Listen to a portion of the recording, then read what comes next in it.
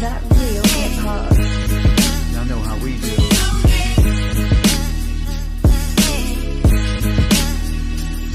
You're listening to Philly Zone, Matthias, aka Mr. 16 Bars.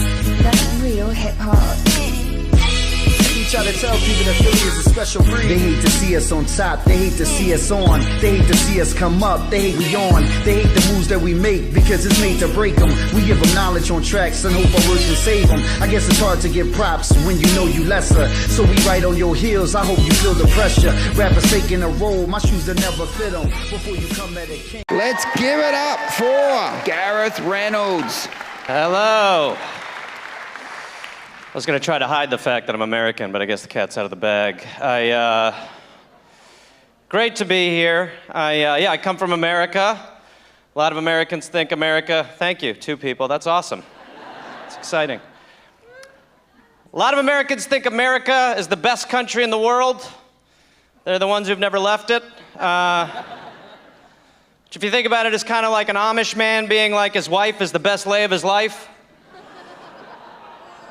And his favorite position is through a hole in a sheet. Too soon? What's up? We're now joined by funny man Gareth Reynolds, who is on tour. Will soon be making a stop here in the city of brotherly love. Gareth Reynolds, welcome to Philly on the Rise. How are you, man? Thank you, Mike. I'm good. I'm a funny man. That's a tough intro, but I'll see if I can hold up it. I think you'll hold up just fine, just fine indeed. Take us back to 2019, your debut comedy album, Riddled with Disease. Yes. Take you. Well, does the world even remember what life was like before Riddled with Disease? It was a game changer. Leading up to that, I probably worked on that material for roughly 10 years as a feature, started headlining shows, started to put the pieces together. And I kind of was just like, I want to get all of this stuff out of my system. And so I just recorded Riddled with Disease, which is an allusion to the what happened to me in Australia when I hung out with a bunch of their weird animals. Oh wow! Let's just say, don't touch them. That's what I would say. Don't touch them. The rumors are true. Spiders fall from their trees randomly. Koalas give you chlamydia, and I had an interaction of my own that freaked me out. So, did you have to spend any time in the hospital? No, you're not supposed to touch their doctors either. So it's you're not, everything there is bad. So I couldn't even go to the doctors because they touch you, you go jaundice. So I had no option. So I just went in the ocean for a few days and let nature take its course. I was going to ask you about the water. Did you actually drink the water or no? I drank a lot of their ocean water. I guess you're not supposed to. It makes you go mad. But I drank a lot of the ocean water, and I felt better. It was pretty good. You are lucky when you go there to have the hotel experience. They just have a different relationship with spiders there, one that is jarring. Like, they'll see a huge spider, and they'll go, he's not going to bite ya. And you'll just be like, I'm going back to the Holiday Inn.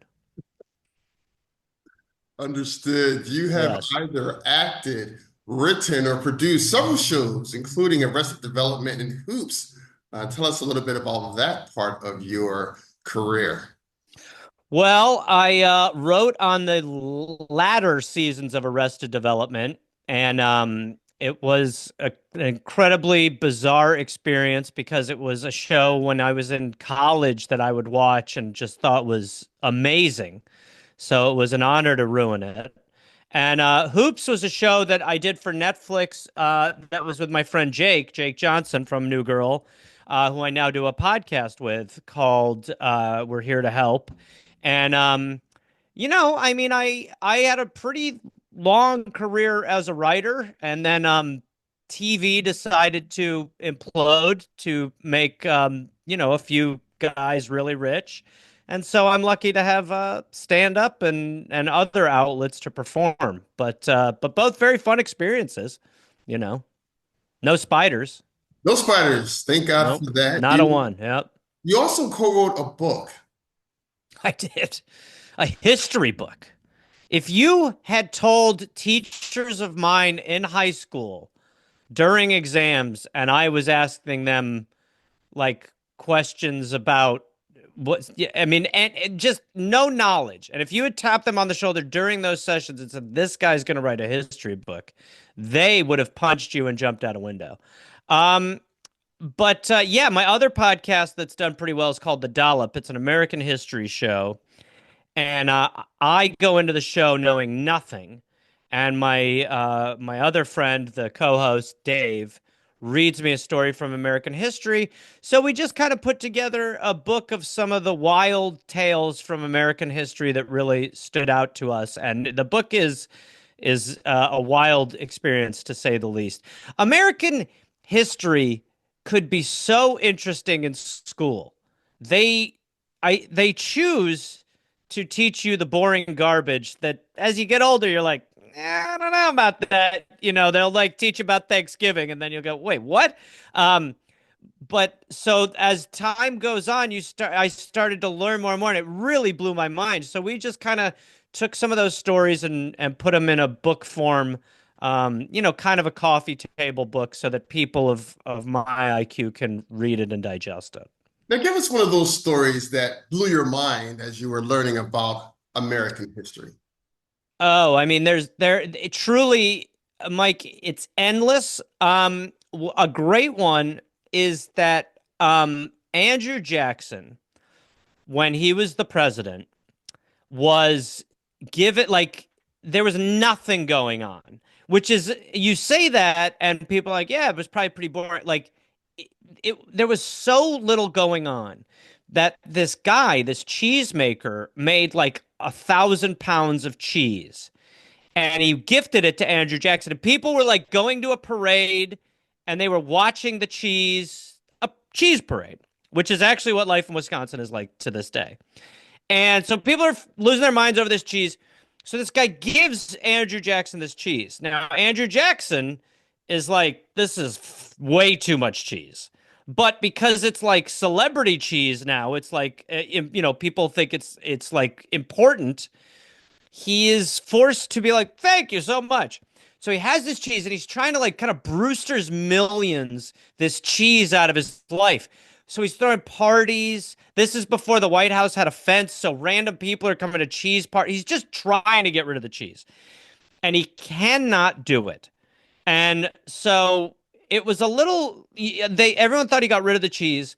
And then the next administration came in and they were like, this place stinks. You could smell the White House for blocks away.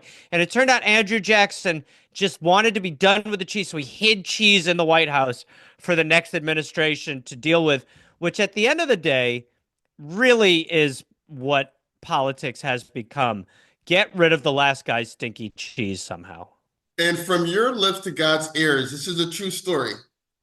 If I just made it up, this interview would be unreal. I wish I could make that up. That is true. But that's what the dollop is, and that's what the book is like, where you just are going like, how have I never heard? Now imagine sitting in a history class and having a teacher be like, we're going to talk about the time where Andrew Jackson cheese stash, like he should go down as the cheese stasher, but he doesn't. He's old Hickory or something. You are a man of many talents, whether it's acting, writing, producing. Which do you enjoy most? Don't forget stand-up comedy. Throw that in there as well. But which of those 3 or 4 items do you enjoy the most? Well, being here with you, Mike, is this is it. I'm that was all birthed out of desperation. I just would take whatever job the industry would give me. And then when something started cooking, then it seemed like, oh wow, he does a lot of stuff. I was begging for these jobs over the years. So I really love the convenience of podcasts, and I still really enjoy doing the shows that I do. The life of stand-up on the road and the suitcase packing and repacking every day, all that stuff I it grows very tired. But doing an actual show in front of people on a stage, having immediate feedback is difficult to beat. So I love them all. I'm very spoiled. It's like when my brother and I like will sit down with my mother and force her to pick a favorite, and she won't. She'll get all political and wiggle her way out of it. But I love them all. But stand up is really the live audience feedback is hard to compete with. Understood. And speaking of that stand-up comedy, you are on tour. You'll be coming to the Philly area soon. Have you been to Philadelphia before? I have. The Dollop does live shows. And we've done a couple tours. We've been to Philly a few times. I love Philadelphia. I remember the first time I got a gig in Philly. It wasn't for stand-up or anything, but I remember when they told me that I could buy a 6-pack and leave with it in a bar. And I was like, this, and there was like a big green clock, and I was like, this is a good little vibe here. Felt like, beer Gotham. So I love Philly, but I've never headlined stand up there.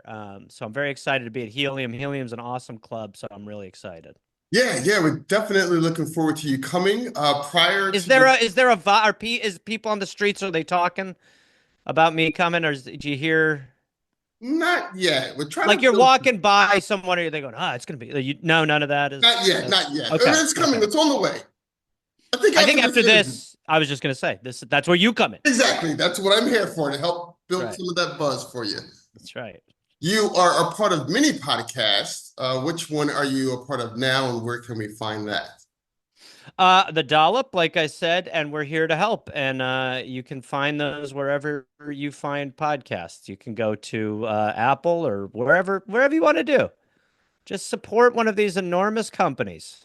That's all I care about. Just give them most of our money.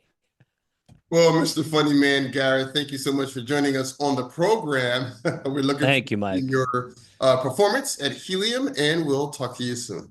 Thank you. That is December 27th, 28th, 29th. Mike will be there. We're hanging out. We're best friends now. We are best friends, and we'll go back and get that 6-pack, if that's okay. That's right. We'll get one for each of us. Exactly. We'll see you soon, Gareth. Thank you, Mike. Appreciate it.